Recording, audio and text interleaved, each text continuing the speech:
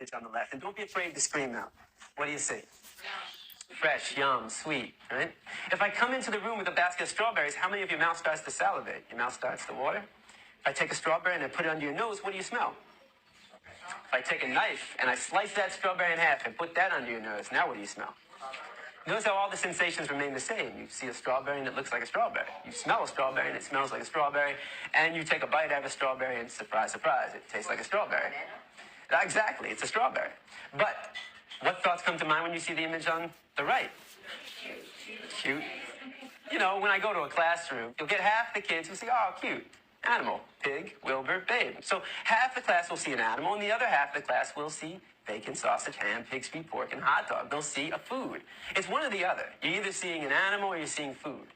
Now, what would happen if I took one of the pigs living, brought him into the room right here, and put him right in front of you? Does that change it? Now what do we see? And I mean, what would we think if one of us got up and started chewing on the pig? Not very normal. If I come into the room with a pig under my arm, how many of your mouth starts to salivate? Right? If I took a knife and I sliced that pig in half and put that under your nose, now what do you smell?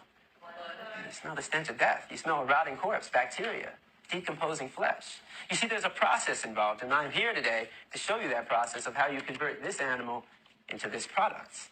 Why should it be kept a secret? Why should we not know what we're participating in and what we're putting in our body? Now, let's make the situation slightly more realistic. If I were to put a pig on this side of the room living and a butcher's knife on the side of that room, I mean, how many people would be willing to pick up the knife and take the life of that animal? It's very rare, right? And if somebody did that, that's all right. But how many people in this room would try to stop that person from doing that? Right? Would we try that?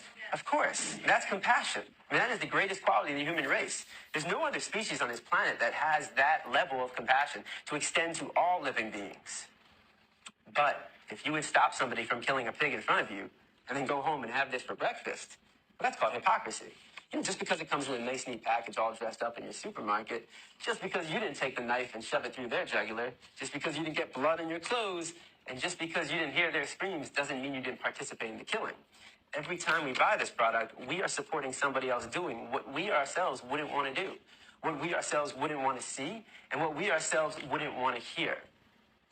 Now, if you still see bacon sauce in the hand when I bring a pig into the room, what happens when I change it? It's the common response. Now, I've never heard anybody say yum.